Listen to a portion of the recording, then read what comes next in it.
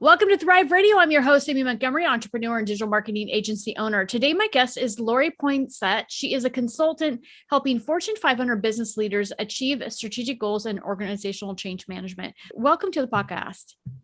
Well, thank you, Amy. It's a real pleasure to be your guest today. Yeah. So how did you become a consultant in leadership and change management? I believe that my own personal path started with my family raising me the way that they did. When I was young, my family always tried to discourage me from finding the typical teenage outlets for frustration by focusing on, if you don't like your situation, if you don't like your surroundings or something's going on that you don't like, focus on changing it, finding a way to improve that situation so you're not in a position of not liking it anymore. And we always believed that started with being truly honest with yourself. How are you really feeling about it and why? And so I became comfortable with change at a much earlier age, I believe, than perhaps other people had experienced. And as my career started and progressed, I realized that I was a lot more comfortable with change than other people were. I think because I had been raised with promoting the idea of changing, that I expected or thought perhaps other people would also be comfortable with change. Lo and behold, they weren't. And since I like to help people and I'm comfortable with change, just sort of maturated throughout the course of my career. We all have experiences that create fear for us, right? Fear is one of those things that in our professional world trickles over into our personal world. And when you have something that is in that professional space that is also impacting your personal world, it kind of consumes your whole world, right? And it can have a tremendous impact on how someone's feeling in everyday things and will automatically make them resistant to anything that is founded or driving that fear and that negative dissonance in their world. So if you can help someone overcome that frustration or that fear and help them understand what the benefits could be to them and how they can support that change, you wind up usually having a really great win-win success for them. In walking through that journey, what are you grateful for? That's an interesting question. I would honestly have to say that I'm really grateful for my family raising me that way and having me become open to change. But I would also have to say that I've had a lot of mentors along the way, right? So I went to graduate school at St. Joseph's University for organizational development leadership. And there the teachers really challenge you to think about yourself differently and dig deeper into that level of authenticity with yourself and being able to convey information to other people. And so I would honestly say that I'm truly blessed to appreciate all of my family, but also my mentors that helped me become who I am. What is the primary focus right now in change management? Pre-COVID, change management was really focused on helping institutions and organizations adopt change. And that change would look a lot like if a company wanted to upgrade a production line, or if a company wanted to improve process, or if a company wanted to adopt a new system. They would come in and help the employees learn that new system, convey the messages that they needed to hear to be able to adopt that new system or that new tool or to deploy the new product. I think today, COVID really reshaped how we do business. It really shaped how virtually everyone relates to their client, how they actually have contact with their client. And I think that has really reshaped what our society has to do in terms of change management, right? Change management culture today really has to focus a lot more on the psychological safety of the employees and acceptance, right? So we're dealing with a lot more awareness as a culture about different personalities and nationalities and races, and you have to be part of the solution in change management, which ultimately means helping staff to accept changes in their world, accept changes to their lifestyle, accept changes to the way they're doing work, and the fact that it may be a permanent change as opposed to a short-term temporary change until something passes.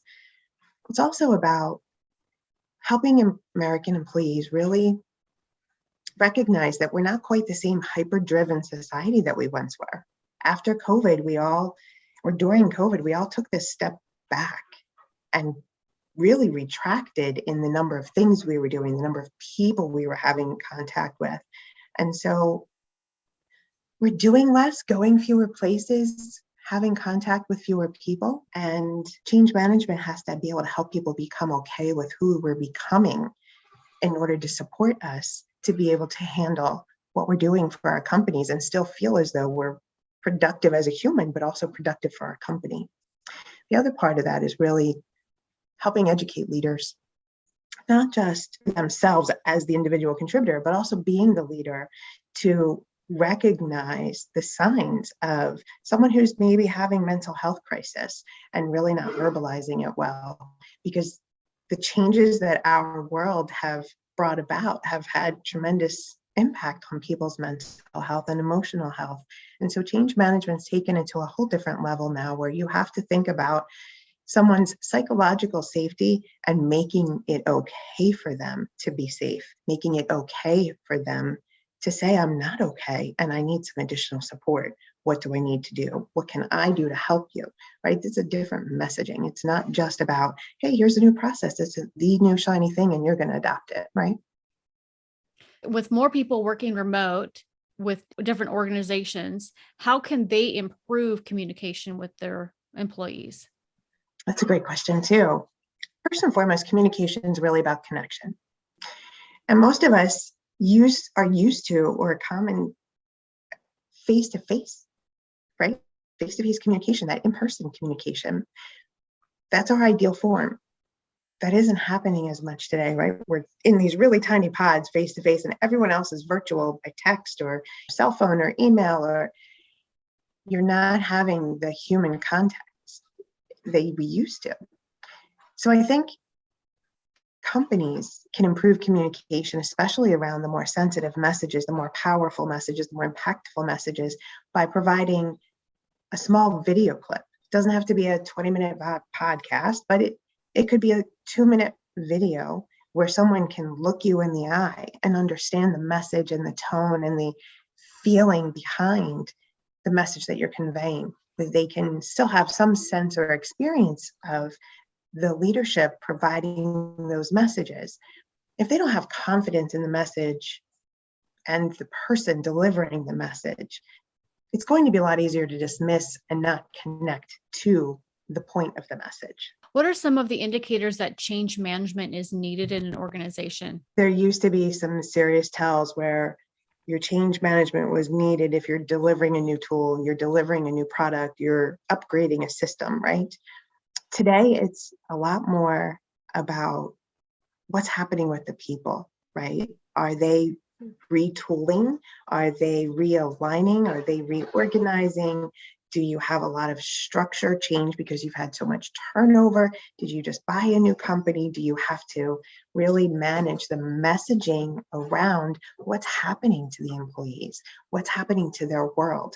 What do these changes mean to them, to their jobs, to their roles, and to their future? When it comes to communicating change, what are the top mistakes that are made?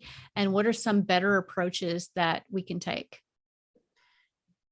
Some of the top message mistakes that people are making are either taking too long to get the message out because they want it to be perfect, right? Perhaps delivering a message about an acquisition after a news broadcast has already provided that message to your employees. Perhaps delivering a short, brief email instead of making something personal, having that video, having some form of communication that's a little bit more personal and meaningful, having a phone call from their manager about, hey, we're getting an acquisition, but this is what it means to us. Trying to do full sweeping and short, quick blasts of information that don't consider the connectivity to that person and how that person receives the communication is usually a really large miss for companies. What are some of the things that they can do to correct that? They can convey information in ways that are meaningful to their employees. So think bi or trimodal, right? So if you are not able to be in person, do communicate with a video. Do also provide the written message. Make sure you're ahead of the message. Make sure you're delivering the message before another source does. Make sure you're in control of the message as much as you obviously can be.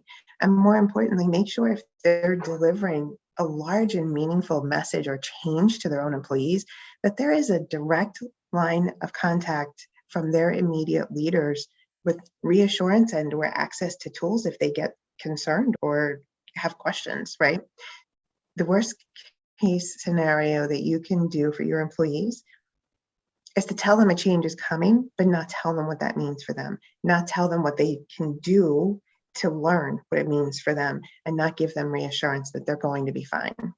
Or give them reassurance that, hey, this does mean change and people will not all keep their jobs and we don't know what that looks like, but we want you to be here and we're going to partner with you to stay here, right? Does that make sense? Yeah, I definitely like that, because a lot of the larger organizations, they use the same templates. And so I think even way back when I was in my 20s, after I had worked for a couple of large organizations, and all it took was one or two of them. And then I was like, oh, okay. So I know exactly when they say X, Y, and Z, what it really means. Right. And so it's like that authenticity you're talking about, that if they're using a template, they're not being authentic. And then the other thing is they had like lists of people that were going to get laid off that were being passed around. Mm-hmm. And I ended up getting access to some of the lists, Mm-hmm. and everyone was talking about the list. I mean, how horrific would it be for you to find out you're on a list and it not come from your boss? Yeah, absolutely. Absolutely. It's Right? amazing how many companies go through some sort of scenario where they have to let people go, whether it's COVID or an acquisition or the budget changes and the product isn't doing well, or whatever the case may be, and they have to make changes to their staffing model. And the first thing they do is decide who they're getting rid of, then they convey it. In the meantime, people have those personal connections and they're starting to share information, and it does spread. Yeah. Sometimes if you say, hey, people are going to have to go, you might have volunteers and it may solve half of your problem. Yeah. Yeah, exactly. 100%. Yeah. So how can businesses leverage automation, and how have you seen that to be helpful?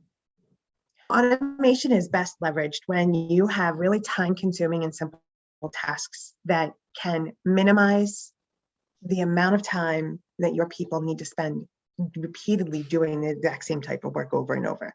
Data entry, absorption of process and paperwork, chasing down approvals, workflows are all just some simple examples. But whenever you have someone who is executing a function and it takes them a really long amount of time, and there's other work piling up because this task is taking them a long amount of time and it's a repeatable task that they have to do over and over and over, that's usually a good indicator that you should be thinking about an automation. Can you share some of your client success stories with us? Absolutely. One of the fun ones, one of my early career successes was I was working on, and this is just relevant example, I was working on report that was delivered as a result of the SOX compliance changes. And when SOX compliance changes came about, the report went from a manual report of roughly 2 hours a month to literally over 45 hours a month. And it was a monthly repeatable report. But that was literally on top of 40 hours worth of monthly, weekly work. So if I were doing this 40-hour report on top of my standard shift, it wound up being overtime and the leadership had to pay for it. And we weren't even billing our client for it. So that became a point of contention internally between our company and our client. And so we ultimately came to the agreement that we would automate this report. And it was not a simple report to automate. There were 11 different vendors involved, external vendors that were involved. And so I had to collaborate with every single one of them independently and identify what they would need to do in order to support this becoming automated. And then I had to sit there and go back and forth negotiating, yes, it's right, no, it's not right, and yet through the testing process. And ultimately, we were able to deliver this report. And it literally went from 45-ish hours per month to 1.5 hours and no cost again to the client. Wow. So That's exactly. amazing. It's exactly. And it starts off so simple, but then something modifies and that work becomes expansive. And then it becomes a point of contention. Someone has to come in on a Saturday to execute their report. And if it's not me, it's someone else. And then the leadership is frustrated that they're paying overtime. The client's frustrated that it's taking so long. And the vendors are getting questions about the reports. This could all go away if you automate it. What do you think has been your truth that's gotten you this far in your journey? Oh, I love learning new things. I'm a curious individual. I love to learn new things and I love helping people. So I think when you combine all three of those, I love to go and learn what's happening in a client's days. I like helping them fix it. I like helping them learn about it. I enjoy seeing them improve. And I really enjoy the satisfaction of knowing that someone else's life is now better after I've left. Yeah, I love that.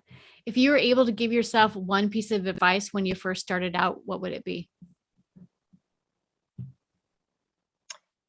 I think I would have to say, document your successes, the small increments of success. So if I go back to the example of the report, there was one vendor in particular who was adamant, I mean, truly adamant about not modifying anything and not delivering the report in the format that was required. And it took me probably 6 or 7 meetings to get through to them why the client needed this, and literally 5 minutes in order to get them to agree to it. And I felt like if I could have just captured what I was successful, then I could bottle it and repeat it in the future. And I think that just remembering the things that you do successfully in small increments gives you tools you can use in your future that sometimes over time you'll forget. Someone once called it a vision log or a success log. I think that is a great idea. I think if you can define those small wins, those small successes, you have a much better story to tell versus here's my result. How did you get there? Well, let me think about that. Is not as effective as, well, I did this and I did this and I leveraged this. And so if you're able to just document all the small incremental successes, I think it will just deliver so much more value for you and your message and your brand as you go along. So, Lori, if there are people that are listening that would love to get a hold of you to work with you, what's the best way to contact you? I can be reached on LinkedIn at linkedin.com, Lori Poinsett. You can also reach me at lpoinsett@sei.com. Perfect. And I'll put all those links down below. Thank you so much, Great. Lori, for coming on and sharing your expertise today. Absolutely. My pleasure. Amy, thank you so much for having me. Perfect. And if you're listening and you want more information about this podcast and upcoming shows, you can visit acalltothrive.com. Thank you, everyone, and have a wonderful week.